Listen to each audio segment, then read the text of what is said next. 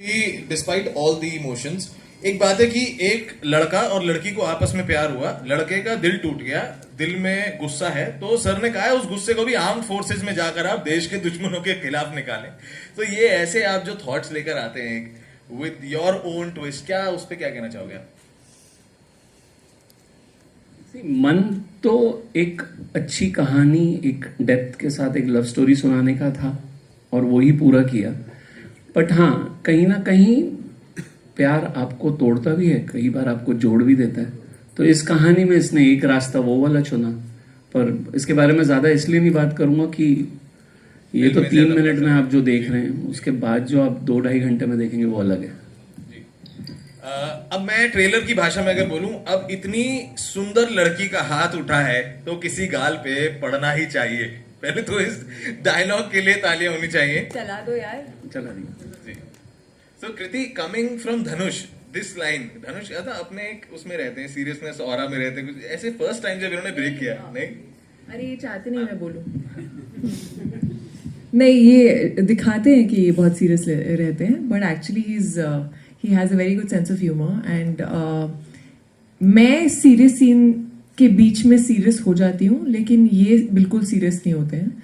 सो इनका ऑरा बिल्कुल वैसा है नहीं। He really is joking around.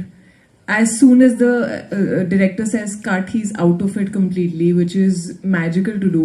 Hats off to him. I can't do it. I can sometimes do it, but mostly not. Yeah. All right. So Dhanush, usually when we are in love, they fly in the sky, right? I think you also use this one. When boys are in love, they fly high in the sky. But in your case, as per the film, you got heartbroken and then you decided to fly in the sky. So like, how do you get such unique perspectives? I think it's more like the writer's perspective than mine. We're just simply following the script. Yeah, it's as simple as that. And whatever is there, like Himanshu's writings usually becomes, very difficult to.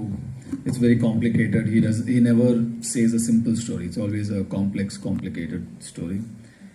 And in this case, he's decided that I fly after a heartbreak. Right. So one last question before I open it for the media. कृति, एक dialogue है आपका film में, मैं तुम्हें एक अच्छा non violent इंसान बना दूंगी।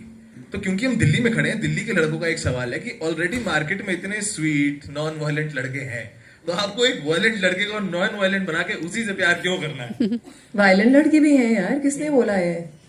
तुझे पता नहीं मेरा बाप कौन है? हाँ, बहुत सारे हैं ऐसे, ऐसा नहीं है। तो ये दिल्ली की फील से ही लिया है। हर तरह का जज्बा है, स्वीट वाला भी है, ऐसा वाला भी है। और हाँ, कभी कभी लड़कियों को लगता है कि वो बना सकती हैं, पर होता नहीं है ऐसा।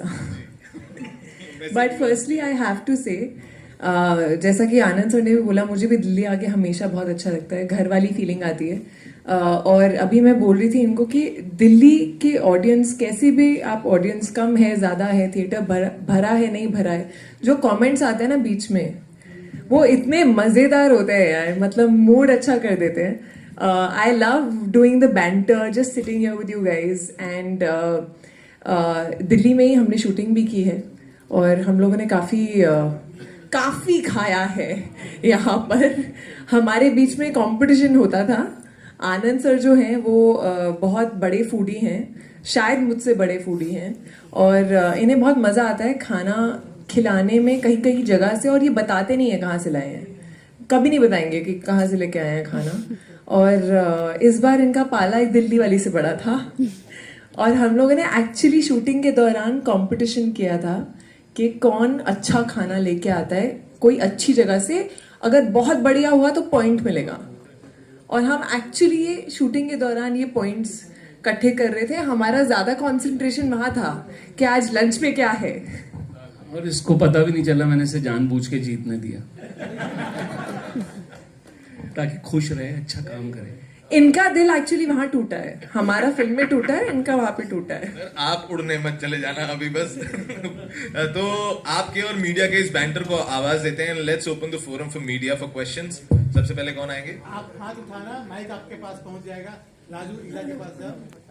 My question is from Dhanush and Preeti both. First of all, Dhanush, I would like to know what is the most craziest thing you have done in this film, and what is the thing that you did in Tere Ishq Mein that surprised you as well?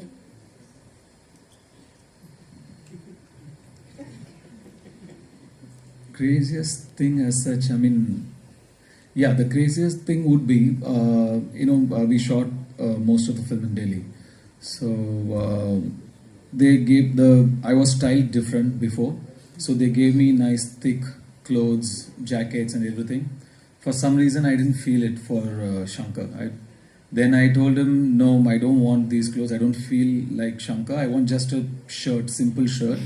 And that's the craziest thing I did because I feel cold very easily.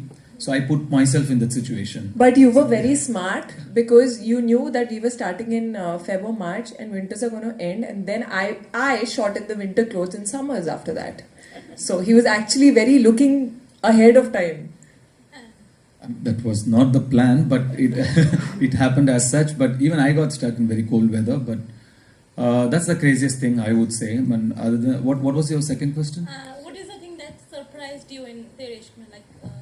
No, see, I know Anand Rai, I know Himanshu.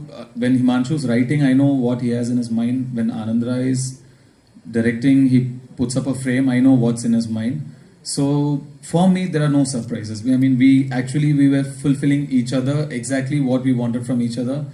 And it's there. What we wanted is there. So, there are no surprises. I'm just very happy with the Actually, outcome. I'll tell one thing. It's surprising.